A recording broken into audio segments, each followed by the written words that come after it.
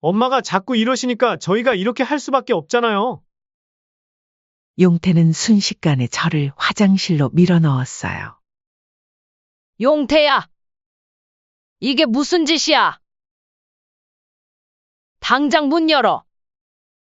거기서 정신 좀 차리세요. 그렇게 아들한테 빌딩 하나 주기가 그렇게 아까우세요? 쾅. 문이 닫히고 몸으로 화장실을 막고 못 나가게 한 다음에는 잠금 장치를 걸어 잠그는 소리가 들렸어요. 조금만 거기 계세요. 빌딩을 주실 때까지? 아니면 다음 주 서류만 처리되면 되니까 그때까지만. 안녕하세요. 저는 올해 65이 된 이화숙입니다. 제가 이렇게 펜을 든 건 제 이야기가 누군가에겐 경각심이 되고 또 누군가에겐 작은 위로가 되길 바라서예요. 세상에는 돈 앞에서 인간성을 잃어버린 자식들의 이야기가 너무나 많더군요. 제 사연도 그중 하나예요. 남편이 세상을 떠난 건 15년 전이에요. 그날도 평소처럼 여보, 다녀올게요. 라며 환하게 웃던 남편이었는데 퇴근길에 갑자기 심장마비로 쓰러졌다는 연락을 받았죠. 그가 우리 가족에게 남긴 건 분당에 있는 8층짜리 꼬마 빌딩 하나였어요. 처음엔 정말 힘들었어요. 임대차 계약서도 잘 몰랐고 세입자들과의 관계도 서툴렀죠. 하지만 이게 남편의 마지막 유산이라 생각하며 하나하나 배워나갔어요. 밤늦게까지 부동산 관련 책을 읽고 세무사님을 찾아가 상담도 하고 그렇게 조금씩 성장해 나갔죠. 큰아들 용태는 그때 대기업에 다니고 있었어요.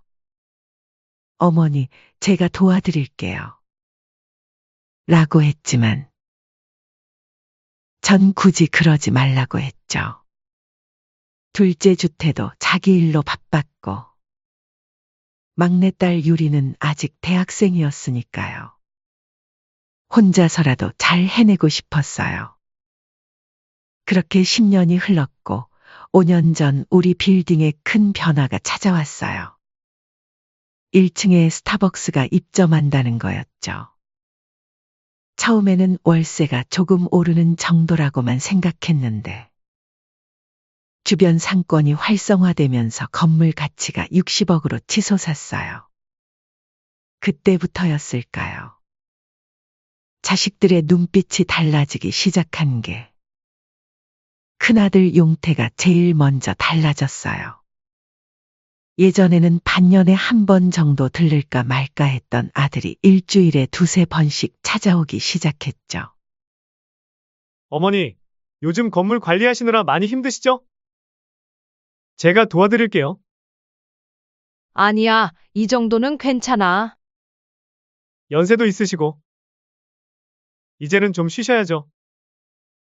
제가 전문가랑 상담도 해봤는데 처음엔 그저 효심에서 나온 걱정인 줄 알았어요. 그런데 얼마 지나지 않아 알게 됐죠. 아들이 사업 실패로 큰 빚을 지고 있다는 걸.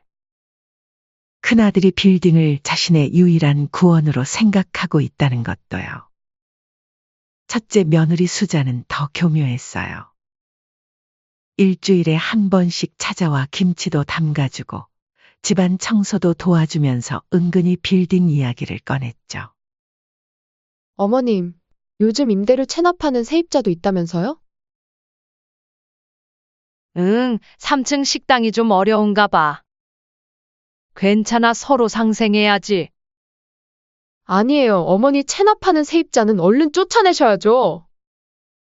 이래서 이런 건 전문가가 관리해야 하는데. 저희가 알아서 해드릴게요. 됐다. 먹고 살기 어려운 판국에 여건 되면 주겠지. 재촉하지 말아라. 아이 어머니도 참. 그렇게 물으시면 안 돼요? 그만 얘기하자. 둘째 아들 주태는 형이 빌딩을 차지할까봐 조바심이 났는지 더 노골적으로 나왔어요. 어머니, 형은 빌딩 관리할 능력도 없어요. 사업해서 망친 거 아시죠? 저한테 맡기세요. 제가 더 잘할 수 있어요. 둘째 며느리 지훈이는 더했어요. 형님이 가져가면 우리만 손해예요. 어머님 저희한테 빌딩 맡겨주세요. 제발요. 자식들의 방문이 잦아질수록 집안 분위기는 더욱 삭막해졌어요. 명절 때면 형제간의 언성이 높아졌고 며느리들끼리는 서로 쳐다보지도 않았죠. 한 식구였던 우리 가족이 마치 전쟁터 같았어요. 그나마 막내딸 유리만이 제 편이었어요. 엄마, 저는 재산에 욕심 없어요. 이렇게 가족이 멀어지는 거라면 저는 필요 없어요. 오빠들이 너무 이상해졌어. 유리는 퇴근길에 들러 저녁도 같이 먹고 주말이면 영화도 보러 가자며 저를 챙겼어요. 다른 자식들이 빌딩 이야기만 할 때 유리는 제 건강과 일상을 걱정했죠. 엄마, 오빠들 요즘 수상해요. 변호사랑 자주 만난다던데. 빌딩 때문에 이상한 생각하는 것 같아요. 그나마 아빠가 살아계셨을 땐 무서워서 찍소리도 못하더니 돌아가시자마자 이게 뭐예요? 밤이면 남편 사진을 보며 한숨이 나왔어요. 여보, 당신이 그토록 아끼던 자식들이 이제는 돈만 보이나 봐요. 우리가 평생 모은 재산이 오히려 독이 될 줄은 몰랐네요. 큰아들 용태는 급기야 변호사와 함께 찾아왔어요. 어머니, 빌딩을 신탁하는 게 어떨까요? 세금 문제도 있고, 엄마 건강도 걱정되고, 둘째 주태는 재개발 사업을 핑계로 지분 양도를 요구했고요. 어머니, 이참에 재개발 들어가면 대박 날 수 있어요. 제가 알아본 업자가 있는데. 너네들 제발 좀 그만해라. 지겨워 죽겠다. 그놈의 돈 때문에 너네들한테 잔소리를 들어야 하겠니? 매일 밤 잠자리에 들 때마다 불안했어요. 자식들의 눈빛이 날카로워질수록 그들의 방문이 잦아질수록 제 마음속 두려움도 커져갔죠. 이제는 현관 초인종 소리만 들어도 가슴이 덜컥 내려앉아요.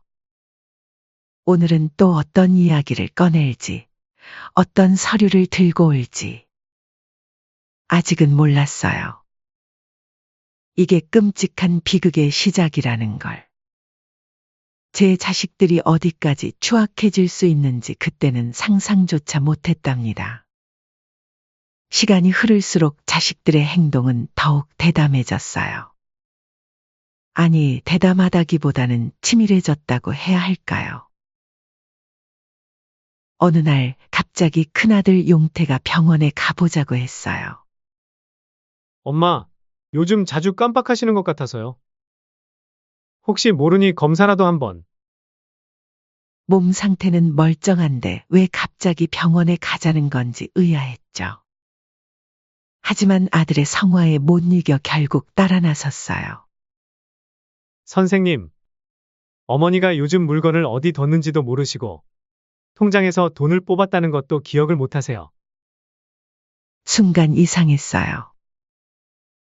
제가 언제 그랬다는 걸까요?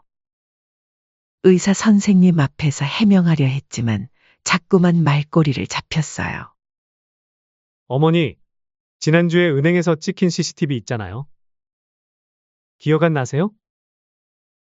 아니, 난 그날 집에만 있었어. 자꾸 무슨 이상한 말을 하는 거니? 또 깜빡하시네. 우리 함께 갔잖아요. 의사는 제 눈을 들여다보며 이것저것 물었어요. 날짜, 요일, 대통령 이름까지. 모든 걸 정확히 답했는데도 의사는 고개를 갸웃거리더군요. 초기 치매 증상일 수 있습니다. 정밀 검사를 받아보시는 게 그날 이후로 이상한 일들이 자주 일어났어요. 분명 주방에 두었던 물건이 거실에서 발견되고 제가 산 기억도 없는 물건이 냉장고에 들어 있었죠. 그때쯤 둘째 며느리 지훈이가 매일같이 들락거리기 시작했어요. 어머님, 이거 어제 제가 사다 드린 거예요. 벌써 잊으셨어요? 난 분명히 그런 기억이 없는데, 제가 직접 드렸는데. 저도 슬슬 걱정되네요. 큰 며느리 수자도 가만히 있지 않았어요. 어머님, 통장 관리는 이제 저희가 할게요. 얼마 전에도 돈 빼신 거 기억도 못 하시잖아요. 어느새 통장이 자식들 손에 넘어가 있었어요. 매달 나오는 임대료도 어디로 들어가는지 알 수 없게 됐죠. 엄마, 이게 무슨 일이에요? 유리가 퇴근 후 들러 이 상황을 보고는 놀랐어요. 오빠들이 엄마를 치매 환자 취급하고 있잖아요. 당장 통장 돌려받으세요. 하지만 이미 늦었나 봐요. 자식들은 이제 서슴없이 제가 치매라고 말하고 다녔으니까요. 큰일 났어요. 그 303호 치매 초기래요. 그러게요. 어제는 현관문도 못 찾으셨다면서요? 딱해라 안 됐네요. 이웃들의 시선도 달라졌어요. 아파트 경비원님도 슈퍼 주인 아저씨도 저를 불쌍하다는 듯이 쳐다보셨죠. 큰아들 용태는 이제 아예 노골적으로 나왔어요. 어머니, 이러다 빌딩에 무슨 일 생기면 어쩌려고 그러세요? 저희한테 맡기세요. 주태도 가만히 있지 않았죠. 형이 다 가져가려고 그래요. 어머니, 제 말이 맞다는 걸 곧 아시게 될 거예요. 자식들은 서로 경쟁하듯 제 치매 증상을 늘어놓았어요. 제가 없는 자리에서는 이웃들에게 제 치매 증상을 과장되게 말하고 다녔죠. 우리 어머님이 치매인 것 같아요. 아직 초기라 다행이지만 요양원도 알아보고 있어요. 밤이면 악몽을 꾸기 시작했어요. 자식들이 저를 어딘가에 가두고 빌딩 서류에 도장을 찍으라고 강요하는 꿈이었죠. 엄마, 이상해요. 오빠들이 은행이랑 부동산을 자주 드나든대요. 뭔가 큰일을 꾸미고 있나 봐요. 어느 날은 용태가 공인중개사와 함께 찾아왔어요. 어머니, 이제는 결단을 내리셔야 해요. 어머님 상태가 점점 나빠지시는데? 정말 이상했어요. 제 기억은 또렷했는데 주변에선 모두 제가 망상 증세라고 했어요. 심지어 동네 병원에서도 치매 약을 지어주더군요. 막내딸 유리가 분노했어요. 엄마! 이건 다 계획된 거예요? 오빠들이 빌딩을 차지하려고 엄마를 일부러 치매 환자로 만들고 있다고요? 하지만 이 모든 게 우연히 찾아간 큰아들 집에 갔을 때가 돼서야 이해가 됐어요. 물건을 옮겨놓고 제 기억을 의심하게 만들고 모든 게 계획적이었던 거죠. 그날도 평소처럼 반찬을 들고 아들 집을 찾았어요. 현관문이 열려 있는 게 이상했지만 주말이라 잠깐 나갔나 보다 했죠. 반찬을 냉장고에 넣으려는데 책상 위에 놓인 서류 뭉치가 눈에 들어왔어요. 이게 뭐지? 순간 온몸이 얼어붙었어요. 제 도장이 찍힌 서류들. 하지만 분명 제가 찍은 적 없는 도장이었죠. 손이 떨리기 시작했어요. 등기부등본, 인감증명서, 위임장. 모두 빌딩과 관련된 서류들이었어요. 그것도 전부 위조된. 머리가 어지러웠어요. 그런데 더 끔찍한 건 따로 있었어요. 의사 진단서. 제 이름으로 된 치매 진단서였어요. 제가 한 번도 가본 적 없는 병원에서 발급된 진단서를 보는 순간 그동안의 모든 의문이 풀렸어요. 이런 게 말이 되나? 내 자식이 나한테 이럴 리가 없어. 그때였어요. 현관문이 열리는 소리가 들렸어요. 어머님, 며느리 수자의 목소리에 온몸이 굳었어요. 돌아보니 며느리의 얼굴이 하얗게 질려 있었어요. 제 손에 들린 서류를 본 순간이었죠. 이게 무슨 짓이야? 제 목소리가 떨렸어요. 그건. 어머니, 제가 다 설명드릴게요. 도장은 어떻게 위조했어? 이 진단서는? 이건 뭐야? 그때 용태도 들어왔어요. 엄마! 갑자기 웬일이세요? 순간 아들의 눈빛이 달라졌어요. 차갑고 날카로운. 제가 알던 그 따뜻한 눈빛은 온데간데 없었죠. 용태야! 이게 어떻게 된 거야? 어차피 다음 주면 끝날 일이었어요. 뭐가 끝난다는 거야? 빌딩이요. 어머니가 치매라는 진단이 나왔으니 이제 저희가 관리해야죠. 말꼬리를 흐리며 비웃듯 말하는 아들의 모습에 가슴이 찢어지는 것 같았어요. 너네가 정말? 그러게요. 처음부터 순순히 주시지. 그랬으면 이렇게까진 안 했을 텐데. 당장 경찰에 신고할 거야? 너네들이 감히 이런 위조 서류로? 니들이 사람이냐? 휴대폰을 꺼내려는 순간 며느리가 제 팔을 잡았어요. 어머님, 제발 그러지 마세요.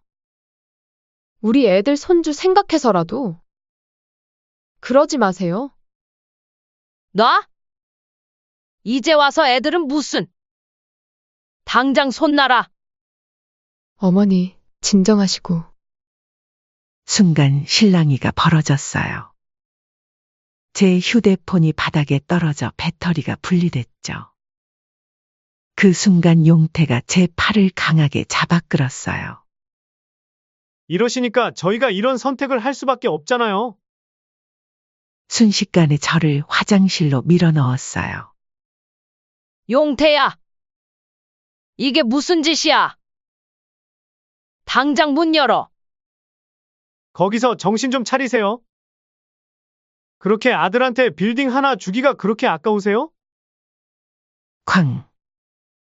문이 닫히고 몸으로 화장실을 막고 못 나가게 한 다음에는 잠금 장치를 걸어 잠그는 소리가 들렸어요. 조금만 거기 계세요. 빌딩을 주실 때까지? 아니면 다음 주 서류만 처리되면 되니까 그때까지만. 이 못된 것들. 내가 널 이렇게 키웠니? 그렇게 갇힌 좁은 화장실. 숨이 막혀왔어요. 시간이 얼마나 흘렀을까 밖에서는 TV 소리만 크게 들렸죠. 여보, 저녁 뭐 먹을까요? 치킨 시켜 먹을까? 그래요. 오늘은 특별한 날이니까.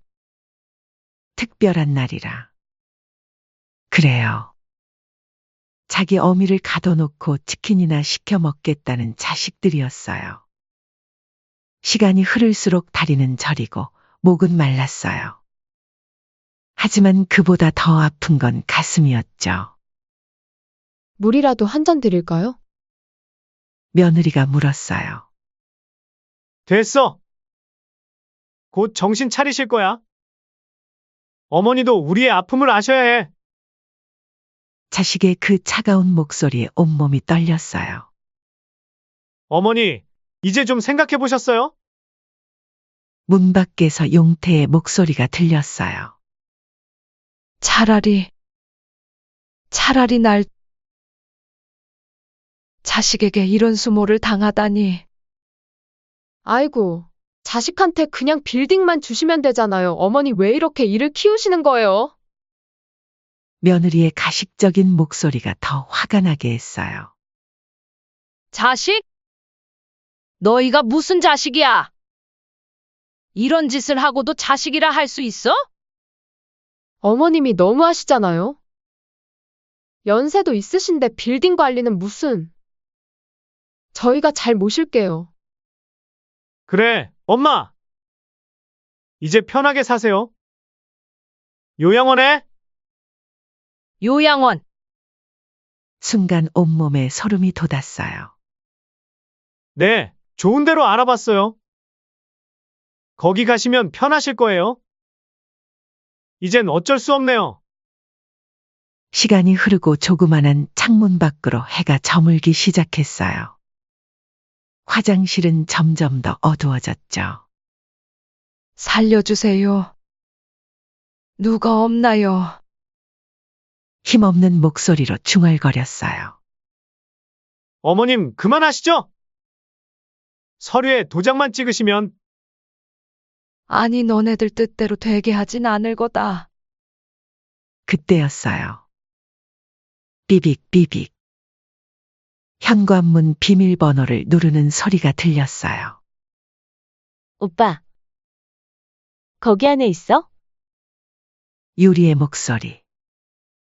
제 막내딸이었어요. 어?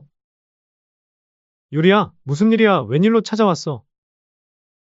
용태의 목소리가 흔들렸어요. 아니, 엄마가 연락도 안 되고 집에도 안 계셔서. 휴대폰도 꺼져 있고. 무슨 일 생기신 건 아닌가 걱정돼서 오빠 집에 있나 찾아와 봤지. 어머니는 일단 나가서 얘기하자. 그때였어요. 유리야? 여기야. 화장실이야? 남아있던 모든 기운을 짜내서 제가 있는 힘껏 소리쳤어요. 엄마? 엄마 거기 계시는 거예요? 유리의 비명 소리가 들렸어요. 이 미친 짓을 당장 멈춰요. 오빠, 당장 문 열어요. 너는 빠져! 내가 뭘 한다고? 지금 설마 엄마를 화장실에 가둔 거야? 경찰 부를 거야. 지금 당장 엄마를 꺼내. 잠깐! 이건 다 오해야.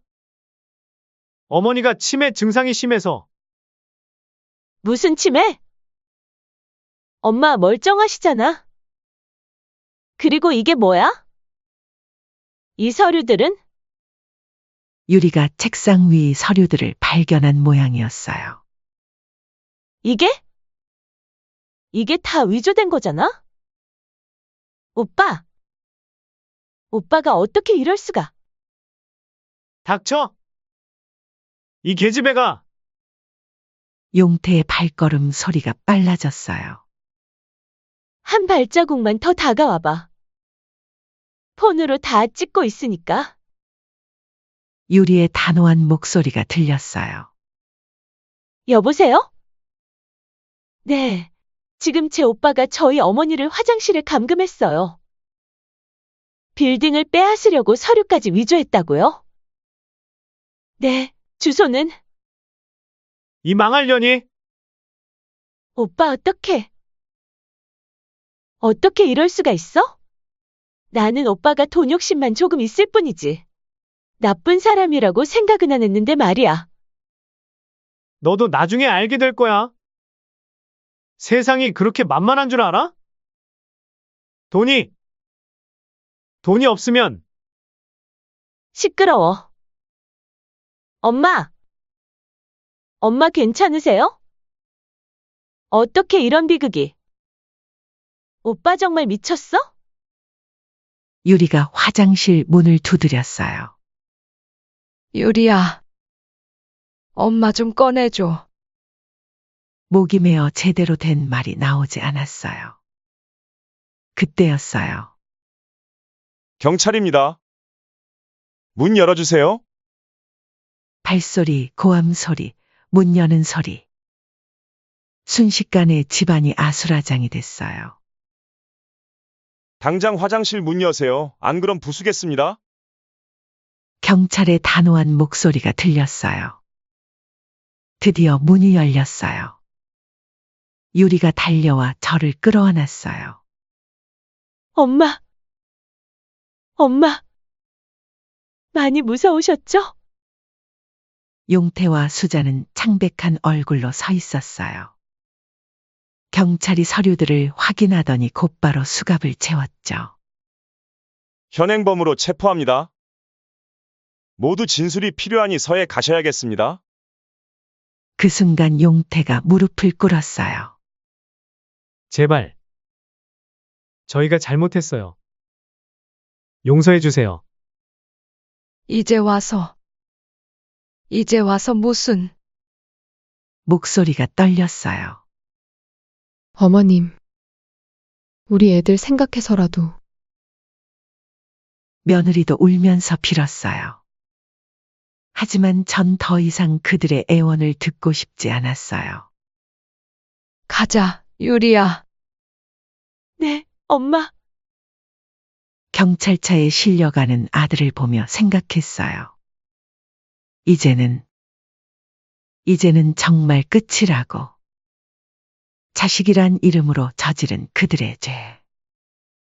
이제는 법의 심판을 받을 차례라고. 그렇게 경찰서에서 진술을 마친 뒤 집으로 돌아와 유리가 제 손을 꼭 잡았어요. 엄마. 이제 다 끝났어요. 마음 많이 상하셨죠? 그래. 우리 착한 딸. 눈물이 났어요. 하지만 이번엔 달랐어요. 이제는 더 이상 자식이란 이름으로 상처받지 않을 거예요. 저를 화장실에 가두고 빌딩을 빼앗으려 했던 자식들. 이제는 차가운 철창 속에서 자신들의 죄를 뼈저리게 깨달을 거예요. 한 달 후 용태 부부의 재판이 열렸어요. 문서 위조와 감금죄. 5년형을 선고받았죠. 법정에서 마지막으로 본 아들의 얼굴은 참담했어요. 하지만 이제는 돌이킬 수 없어요. 그들이 스스로 선택한 길이니까요. 재판이 열린 날이었어요. 법정 안은 차가웠지만 제 가슴은 더 차가웠죠. 피고인 김용태, 박수자, 일어서 주십시오. 수갑을 찬 채 일어서는 아들 부부의 모습을 보니 제 가슴이 찢어질 것 같더군요. 한때는 그토록 자랑스러워했던 제 아들과 며느리가 이제는 피고인이 되어 서 있었어요. 피고인들은 존속감금 및 문서위조 혐의로 기소되었습니다. 자신들의 이익을 위해 친모를 감금하고 서류를 위조한 죄질이 매우 불량하여 판사의 목소리가 울려 퍼질 때 법정 안이 숨죽였어요. 징역 6년을 선고합니다. 순간 법정이 술렁거렸어요. 용태가 그 자리에서 주저앉았고 수자는 울음을 터뜨렸죠. 엄마! 엄마! 돌아서려는 제 발걸음을 용태가 붙잡았어요. 제발. 한 번만 봐주세요. 우리 애들. 하지만 전 더는 듣고 싶지 않았어요. 법정을 나서는데 둘째 주태가 달려왔어요. 어머니, 형이 그래도 큰 죄는 아니잖아요. 좀만 봐주시면. 너도 똑같은 놈이다. 형이 먼저 빌딩을 차지할까봐 그렇게 조바심 내던 내 모습 잊었어? 주태는 말문이 막혔어요. 그날 저녁 유리와 함께 공증사무소를 찾았어요. 어머니께서 재산을 증여하신다고요? 네, 제 막내딸에게요. 엄마. 저는 내가 가져야 해. 욕심 없이 엄마만 생각해준 너라면 이 빌딩도 잘 지켜낼 거야. 다음 날부터 연락이 빗발쳤어요. 둘째 주태는 형이 잘못했다고 해도 재산을 다 막내에게 주시면 어떡해요? 라며 항의했고, 큰아들 사돈댁에서도 그래도 손주들도 생각도 하셔야 하지 않겠습니까? 이렇게 증여를 포기하시면 어떻게 합니까? 라며 찾아왔죠. 그때였어요. 교도소에서 첫 편지가 왔어요. 엄마, 제가 무슨 짓을 한 건지 이제야 깨달았습니다. 차가운 철창 안에서 하루하루가 지옥 같아요. 하지만 이건 제가 받아야 할 당연한 벌이겠죠. 며느리의 편지도 왔어요. 어머님, 밤마다 꿈에서 어머님이 나오세요. 화장실에 갇혀 계시던 그날. 제가 얼마나 큰 죄를 지었는지 이제야 깨닫습니다. 한 달이 지났을까요? 변호사에게서 전화가 왔어요. 이선옥님, 용태 씨가 너무 괴로워합니다. 사실 탄원서를 써주시면 2-3년 정도 감형이 가능할 것 같은데 어머님 마음은 이해합니다. 하지만 용태 씨가 정말 많이 반성하고 있어서 그날 밤 유리가 제 손을 잡았어요.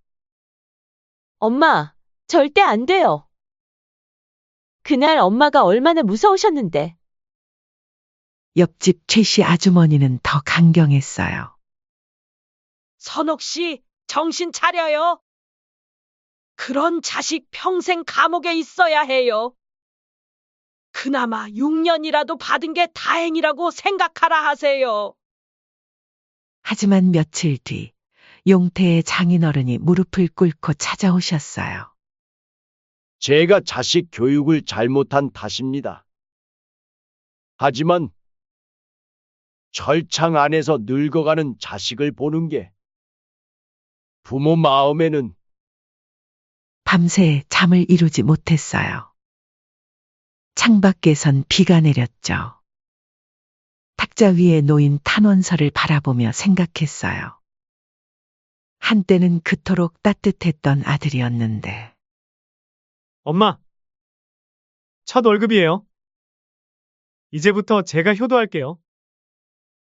26, 월급 봉투를 들고 뛰어오던 그 해맑은 모습. 엄마, 제가 이제 다 책임질게요. 30에 결혼하면서 자신만만하게 웃던 얼굴.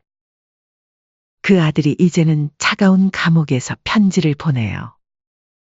엄마, 이제는 형량이 줄어드는 것도 바라지 않습니다.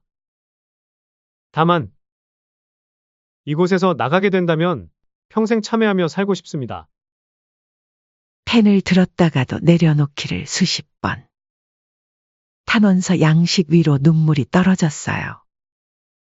여보, 당신이라면 어떻게 하셨을까요? 남편 사진 앞에서 한참을 중얼거렸어요. 정말 반성하고 있는 걸까요? 아니면 또다시 저를 배신할까요? 자식이라는 이름으로 저지른 그 죄. 하지만 그래도 제가 낳고 키운 자식인데 용서해야 할까요? 아니면 끝까지 벌을 받게 해야 할까요?